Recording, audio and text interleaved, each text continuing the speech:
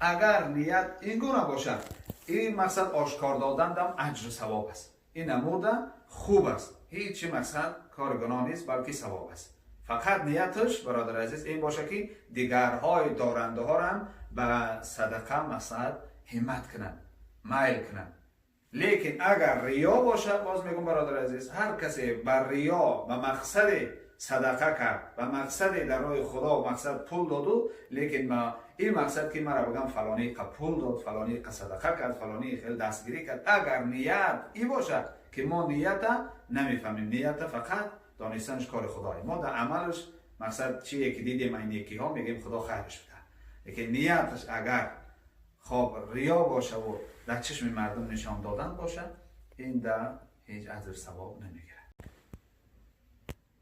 اعوذ بالله من الشیطان الرجیم. بسم الله الرحمن الرحیم. الحمد لله و الصلاة و السلام علی رسول الله. اما بعد، السلام علیکم و رحمت الله و برکاته. محترم بیننده های عزیز، برادرها و خواهرای بسیار عالی قدر، اولا در ابتدای سخن از درگاه الله من مسئلت آن را دارم که خدای مهربان تمام بندگان مؤمن، علل خصوص ملت عزیز ما را در این ماه پرفیض پربرکت از تمام خوبی ها و از تمام اجر ثواب ها خداوند برخوردار نصیب کند.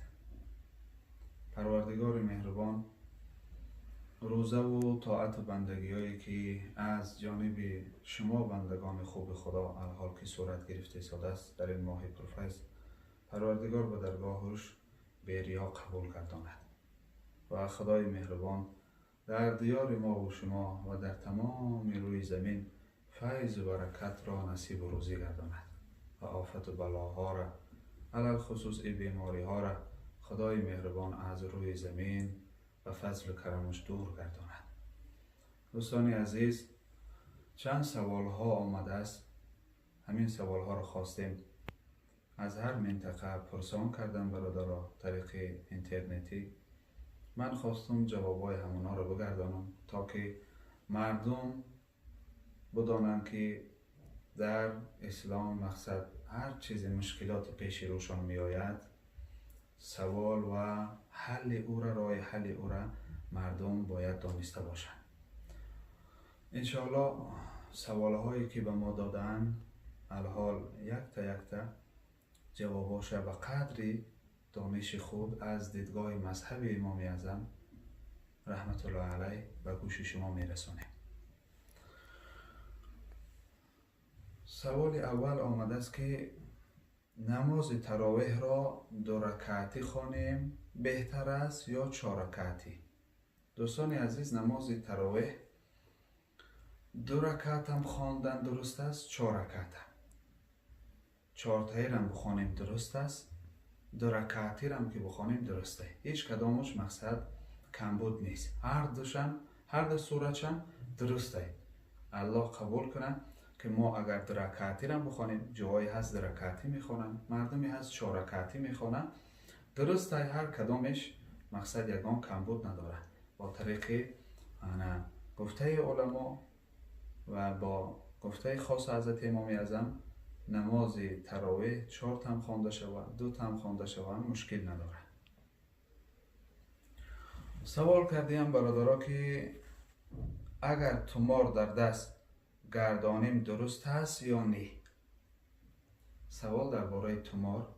برادرای عزیز، تومار گردانیدن از دیدگاه شریعت آیت قرآن باشه یا اینکه دعاهای مأثوره از رسول اکرم صلی الله علیه و سلم به میراث رسیده است به ما و شما، اونها را اگر شخصی با تقوا باشه تومار نویس، انسان عالم باشه، حالی تومار هم جادوگرا هم می نویسن، ساحرا هم تومار می نویسن. این اما تومارای مقصد از جادوگرا و از ساحرا درست نیست. اگر یک عالمی با تقوای خدا ترس آیت قرآن یا حدیث مأثوره باشد، هیچی باک نداره، خوبه گرداندنش، یگان نادرستی نداره. درخواست کردیم برادرها که در حق غریبات دعا کنید. ما همیشه در حق شما دعا میکنیم. خدای مهربان برادرای ما را که در غریبی هستند، خواهرها و برادرها، چی برای طلب علم رفتن، چی برای طلب رزق و روزی رفتن، پروردگار مهربان همه شما را و مقصد اصلی رسیدن تان نصیب کنه و با روزی را خدا نصیب کنه که با دستی پر و با وقت خوش به خانه و نزد اهل خاندان برگشتن خدای مهربان به وطن برای شما نصیب و روزی گرداند. سوال دیگر این است که برادر سوال کرده است که من معیوب هستم، روزه گیرم یا نه؟ برادر عزیز، اسلام بسیار یک دین آسانی است. هیچ آدم ما را سختگیری نمیکنه. انسانی که معیوب، ولی اینجا معیوبیش فقط گفته است و مقصد چگونه معیوب بودنش نگفته است. بیمار باشه، معیوب باشه که تنش مقصد قوه روزه گرفتن نداره، و انسان میتونه روزه را بخوره، فدیه بده. لیکن معیوب باشه که یک دستش نیست یا یک پاش نیست، اما قوهش میرسه، دیگه اعضاش سالم است، تنش صحت است، وقتش خوشه، میتونه روزه بگیره. در این صورت این حق روزه خوری نداره، این باید روزه را بگیره. برادر سوال کرده است که من امر معروف گوش میکنم و به دیگران میرسانم، آیا درست است؟ بله درسته که انسان یک سخن نیکی را شنید به دیگران وظیفه داره که باید برسانه. رسول اکرم صلی الله علیه و سلم گفتن بلغوا عنی ولو آیه، او کما قال نبی صلی الله علیه و سلم. حبیب خدا گفتن از من اگر شما یک کلمه هم شنیدین به اطرافیان، به نزدیکان، به دوستا مقصد برسانید. به هر بنده باید رسانده شود. ما مقصد یک سخن نیکی را از یک خواب سخن ای دهان عالم میشنویم، چه آیت قرآن باشه، چه حدیث باشه، یک پند نصیحت خواب حکمت آمیز باشه، ما به دیگران رساندیم، بسیار بسیار کار نیک است و از درگاه الله اجر ثواب است.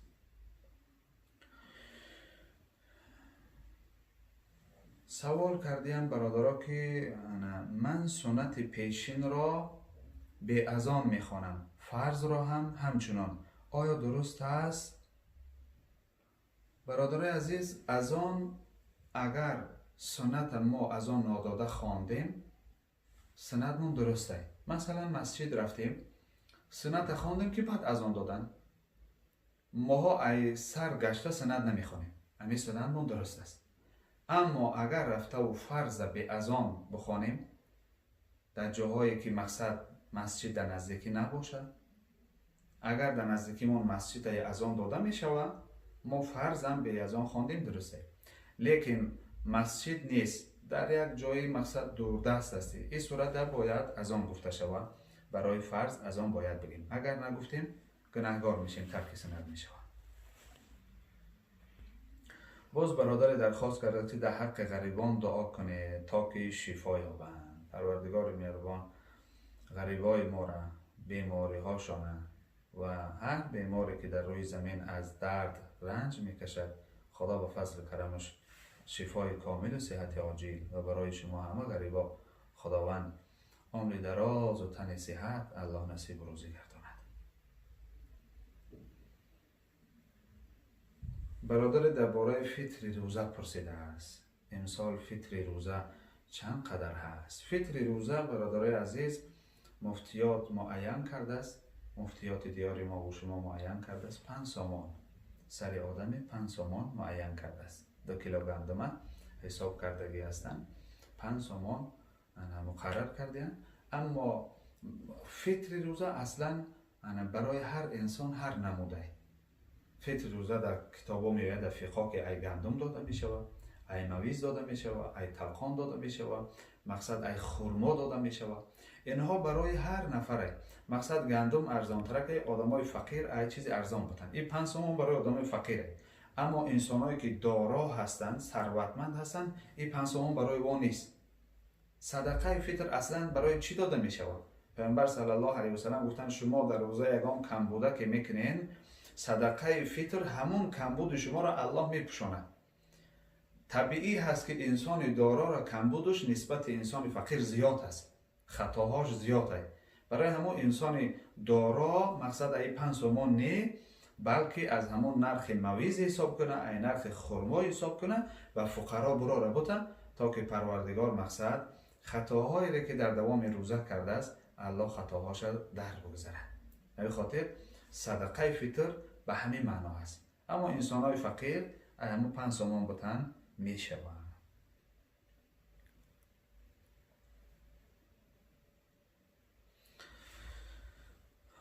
درخواست کردن که ما در روسیه هستیم، در حقمان دعا کنین. خدای مهربان برادرایی که در روسیه هستن و در هر کجای هستن، خدا در پناه رحمتش همه شما را نگه بداره. برادری سوال کرده است زکات چقدر معین شده است؟ خب کم ترک در باب زکات فهمانید. برادر عزیز، زکات امسال علما مرکز اسلامی معین کردیم از 25,000 سامانی 525 سامان زکات معین کردیم. اگر ماها 25,000 سامان داشته باشیم، از همین 25,000 سامان 525 سامانی باید زکات که فرضه باید بریم به فقیرا بودیم. البته انسانی که زکات در رسید ولی گفته است کمی فهمونید برادر عزیز، زکات اینقدر مهم است که اگر انسان نماز میخونه زکات نمیده، خدای مهربان نمازش قبول نمیکنه. پروردگار در هر جای قرآن که نماز یاد کرده است در بر او مقصد زکات یادآور شده است. اقیموا الصلاة و آتوا الزکات. خدا میگه شما نماز بخوانین و زکات های مالتون که خدا به شما اگر مال و ثروت داد حق فقیرا را برآورده برسانید. به این خاطر برادر عزیز زکات حتما شماها مخصوص در همه شب و روز بسیار ضرور است در همه اطرافی های خودتان مثلا زکاتاتان دارنده ها برارین برسانین. فقیرا و کمبغلا و یتیمایی هستند. خب مقصد من شب و روز همه جاها بیکاری هست، همه مردم در کرانتین هستند، در بند هستند، خواب زندگیشان تنگ است. بسیار بسیار مهربانی میشه و از جانب شما که اگر زکاتاتان برارین هر چیز زودتر به آنها برسانید. در بیگه روزه افطار میکنن به مال دادگی شما، در حق شما دعا میکنن.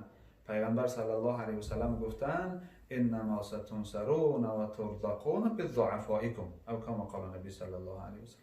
حبیب خدا گفتن اگر شما بخواهین خدا در کار شما رواج نصیب کنه و رزق شما را فراوان کنه، شماها از حال ضعیف ها و کمبغلا و فقیرهاتان حتما با خبر باشین. برین آنها را از زندگیشان خبر بگیرین، دست یاری دراز کنین، آنها از داده خدا حق آنها را برارین. زکات و صدقات فطر و هر نوع صدقه باشه.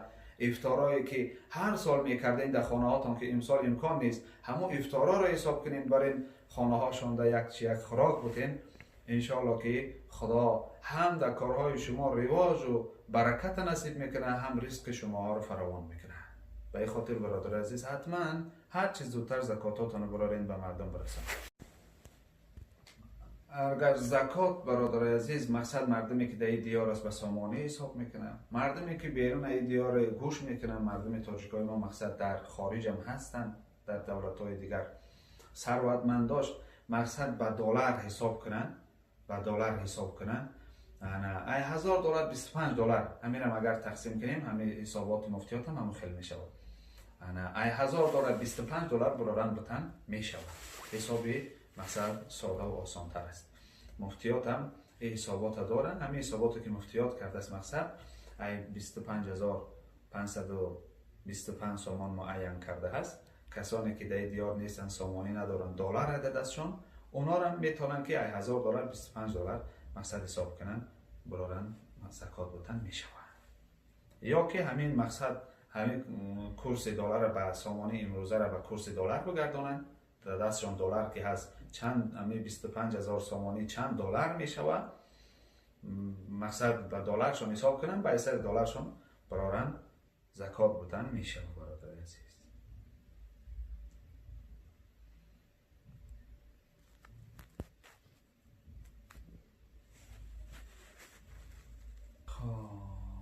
برای سوال کردیم که اگر زن در رمضان حیض شود 3 روز یا 10 روز آیا روزه میگیرد یا نه؟ آیا قضا میدارد یا نه؟ خب در حق ما دعای خیر کنید. خدای مهربان همین شما را نگهبان باشه. و در زندگی شما الله مهربان فیض و برکت نصیب کنه و هر مقصد و تمنیات دارین خداوند رسیدن را و تمنیات نیکتان خدا نصیب گردانه. برادر سوال کرده است که در رمضان زن حیض دید آیا روزه می دارد؟ برادر عزیز، شریعت اسلام در هنگام روزه‌داری و در هنگام روزه مبادا انسان حیض دید زن یا که نفاس دید روزه نمیگیره، حتما روزش میخوره. اگر روزه بگیره با گناهکار میشود. روزش میخوره. 3 روز دید یا 10 روز دید، حداقل 3 روز حیض و زیادش 10 روز، خلاصه چند روزی را که حیض دید روزش میخوره.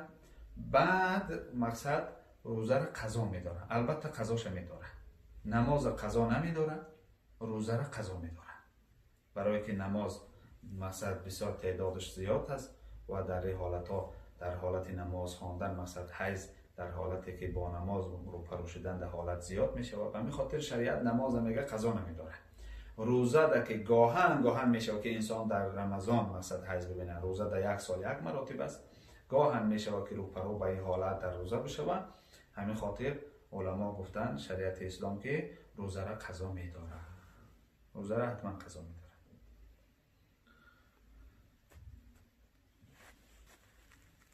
سوال کرده که در هنگام روزه در طهارت دهان را نشویی می شود؟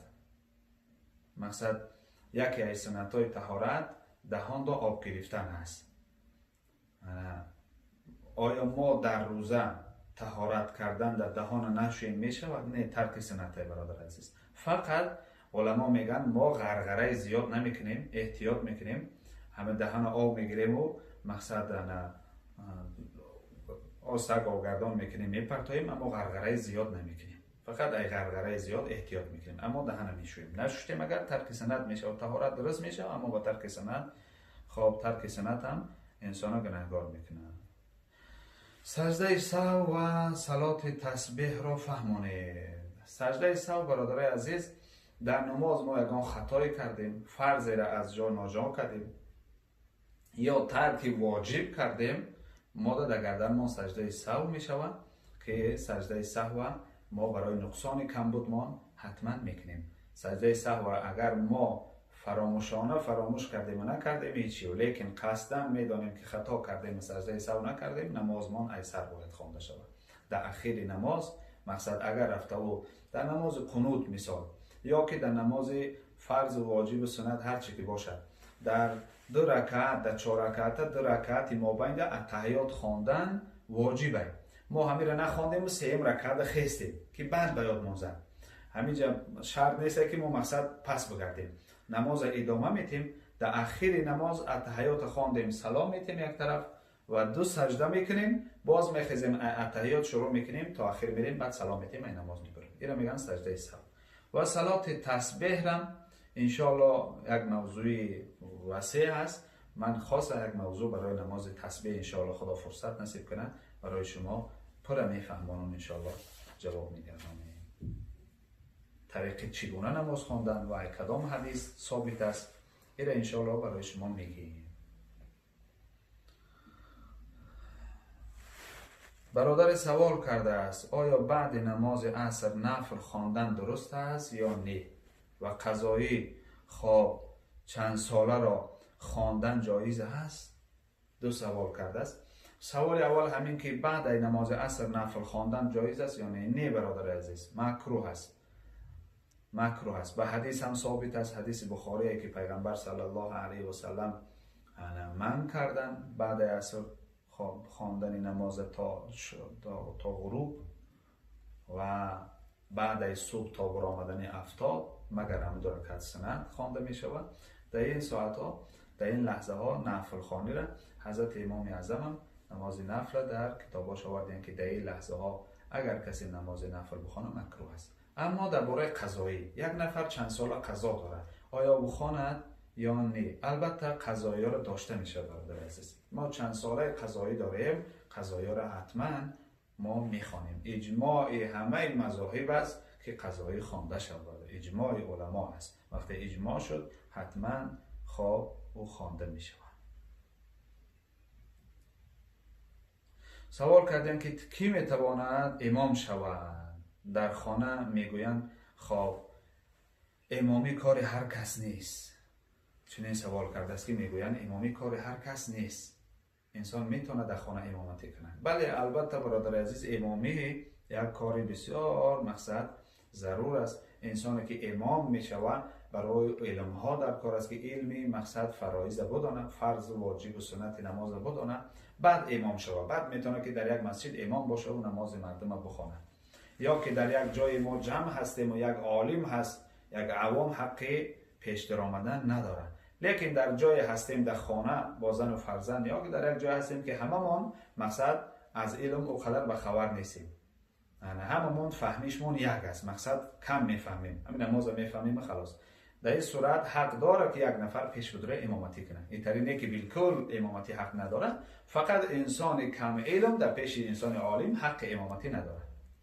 لیکن در خانه باشه شما حتما میتونین که در خانه‌تان یا که در بین دوستایتان که همه تان یک رنگ علم دارین میتونین که امامی بکنین، نماز مردم خوانده بدین. خب برادر سوال کرده است خواندن قرآن چه ثواب دارد؟ ما میخوانیم و معنایش را نمیدانیم، میگویم که این خواندن ثواب ندارد. برادر عزیز، خواندن قرآن بسیار بسیار ثواب بالایی دارد که پیامبر صلی الله علیه و سلم میگه حرف من القرآن خیر من الدنیا و ما فیها. رسول اکرم صلی الله علیه و سلم گفتند یک حرفی از قرآن درجه و ثوابش از دنیا و هر چی که در دنیا هست در نزد پروردگار بالاه. در نزد پروردگار درجهش مقصد بلندتر و بالاتر از قیمتش. و این خاطر شماها حتما قرآن بخونید. اما معناشو نمیفهمین هیچ مشکلی نداره. کسی گفته است کسی معنای قرآن نمیفهمه و قرآن نخوانه، این گپ غلطه. اگر کسی قرآن میتونه خوانده و معناشو نمیفهمه، در خواندنش اجر ثواب میگیره. معنا را اگر کوشش کردی و فهمیدی با به معناش رسیدی، این با اجر اضافگی است برادر عزیز، این با ثواب بهتر و خوبتر است. اما کسانی که فقط قرآن میخوانن و تفسیر و معنای قرآن نمیفهمن، بسیار کار خوب است، مقصد ثواب و اجر البته الله برای اونها نصیب میکنه. پیغمبر صلی الله علیه و سلم گفتن در یک حرف قرآن خواندن خدا 10 ثواب برای خواننده نصیب میکنه. حدیثی که ابو هریره روایت میکنه، حدیث صحیح است. من نمیگم که الف لام میم یک حرف است پیغمبر گفتن، بلکه الف حرف است، خب لام حرف است، میم حرف دیگر است. 3 حرف در الف لام میم. یعنی اگر انسان الف لام میم گفت، قرآن همین قدر هم که خوان، خدا برای او 30 ثواب میده. در یک حرف قرآن حداقل کمترین 10 ثواب است، کمترین. خدا میگه به 700 برابر من میتونم که ثوابتون ای زیاد هم به کسی بخواهم، خب اجر و ثواب نصیب میگردم.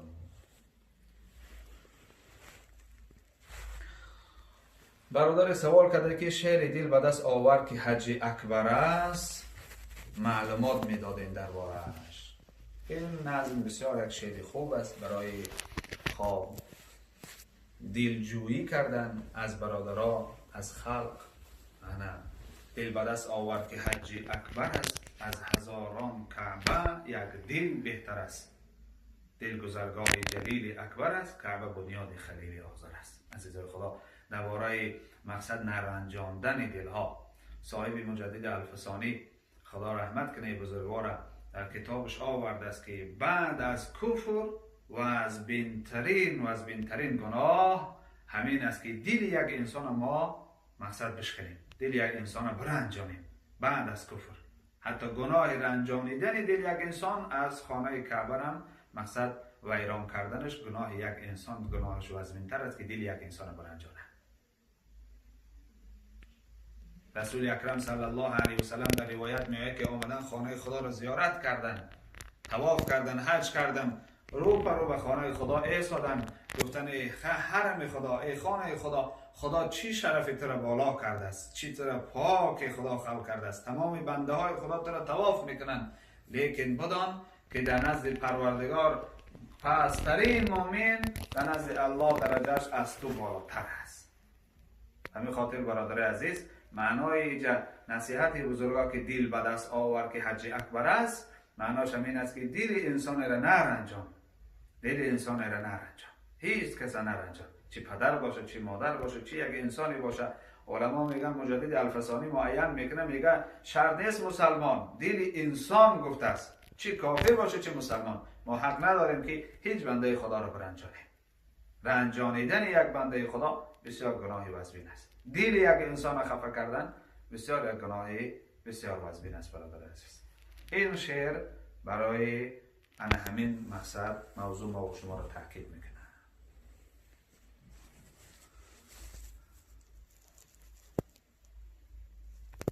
سوال شده است که نماز قضا را به جماعت خوانده می شود؟ نماز قضایی را به جماعت خواندن آیا درست است یا نه؟ حضرت امام اعظم رحمت الله علیه در کتابش آورده است که انسان میتونه که نماز قضایی را به جماعت بخونه به شرطی که همه خواننده ها یک نماز قضا کرده باشند. مثلا ما 5-6 نفر در یک جا نماز پیشین قضا کردیم، میتونیم که نماز پیشین هممون یک تمام پیش بدرید، دیگران در صف بیستن، یک جا یک قضای پیشینه به جماعت بخونیم. در فقه حنفی حتما یه سوال جوابش است که درست است خوانده. روزه رو با چی کشادن ممکن است؟ کشادن روزه خب افطار کردن، یعنی افطار هنگام افطار آمد ما با چی افطار کنیم؟ با هر چیزی افطار کنیم درست است، اما در روایت میگه که اگر خرما باشه بهتره به خرما، اگر نباشه به شیر، اگر نباشه به آب ما افطار میتونیم بکنیم. لیکن اگر این مثلا چیزا بیست هر چیزی حلال باشه به نزد ما میتونیم که به او افطار کنیم. مهم روزه گرفتن است. افطار فقط چیزی حلال باشه درست است. برادر عزیز که کسانی که صدقه میکنن آیا پنهان کنن یا آشکارا صدقه کنن؟ صدقه اصلا پنهانش خوبتره برادر عزیز. در حدیث رسول اکرم صلی الله علیه و سلم میآید که حبیب خدا گفتن 7 کس زیر سایه عرش خدا هست. حدیث صحیح ابو هریره روایت میکنه 7 فی ظله یوم لا ظل الا ظله. 7 گروه زیر سایه عرش الهی هستند روزی که جز سایه عرش الهی سایه نیست. یکی از همین 7 نفر پیامبر صلی الله علیه و سلم گفتند رجل تصدق بیمینه فاخفاها لا تعلم شماله او کما قال نبی صلی الله علیه و سلم. حبیب خدا گفتن مردی که خواب صدقه میکنه، یکی از همین 7 نفر زیر سایه عرش الهی است، در هنگام صدقه چنان خواب خفیانه چنان صادقانه صدقه میکنه که دست راستش داد دست چپش نمیفهمه. مقصد اینجا ریا و خودنشانی نباشه، ریا و سمعه نباشه، مقصد ایه. لیکن خب سوال دیگر این است که کسی صدقه را آشکارا کرد. زکات انسان میتونه که آشکارا بوده، صدقه را میتونه آشکارا بوده به یک شرط. انسانی که صدقه کنه خیر احسان زکات میته یا کدام خیر دیگر میکنه، مقصد در آشکار دادنش یک چیه؟ ریا نیست. اگر ریا باشه گناهگار میشه و ای مقصد صدقهش ثواب نمیگیره. لیکن در نیتش اینه که من مقصد چند تا یار رفیقی دارنده دارم، من همین کار آشکارا صدقه بتم، آشکارا زکات بتم، اونها را ببینن شاید به همین مقصد زکات دادنی من اونها را میلشان زیاد شود، محبتشان شود و بخیزن اینها را به فقیرا زکات بتن. اگر نیت این گونه باشه این مقصد آشکار دادن دم اجر و ثواب است. این نموده خوب است، هیچ مقصد کار گناه نیست بلکه ثواب است. فقط نیتش برادر عزیز این باشه که دیگرهای دارنده ها را به صدقه مقصد همت کنن، میل کنن. لیکن اگر ریا باشه، باز میگم برادر عزیز، هر کسی بر ریا و مقصد صدقه کرد و مقصد در راه خدا و مقصد پول دادو، لیکن ما این مقصد که مرا بگم فلانی که پول داد، فلانی که صدقه کرد، فلانی خیلی دستگیری کرد، اگر نیت این باشه که ما نیت نمیفهمیم، نیت فقط دانستنش کار خدای، ما در عملش مقصد چیه که دیدیم این یکی ها میگیم خدا خیرش بده. لیکن نیتش اگر خب ریا باشه و در چشم مردم نشان دادن باشه، این در هیچ اجر ثواب نمیگیره. خدا خاتمه کاری همه ما و شما رو بخیر کنه. پروردگار همه شما رو برادرایی که علاوه خصوص در غریبی هستین، الله مهربان عمرتان دراز، تنتان صحت خدا نگه بداره. پروردگار بیماریاتان شفا نصیب گردانه. خدای مهربان علاوه خصوص من بیماری بسیار وزبینه، خدای مهربان از روی زمین، از دیار ما و از هر منطقه‌ای که به این بلا گرفتار است، خدا به فضل کرمش در این دهه مغفرت، در این ماه پرفیض و پربرکت، الله مهربان این بلا را از روی زمین برداشته کنه و روزی را خدا نصیب کنه که همه روی زمین علل خصوص ملت تاجیک ما و وقت خوش با خرسندی ها با لبهای پر از خنده به خاندان و به وطن بر بگردن و به نزد اهل و خاندانشان خدای مهربان چنین روزی را نصیب و روزی گردانه. سبحانك اللهم وبحمدك نشهد ان لا اله الا الله ونستغفرك ونتوب اليك يا رب العالمين.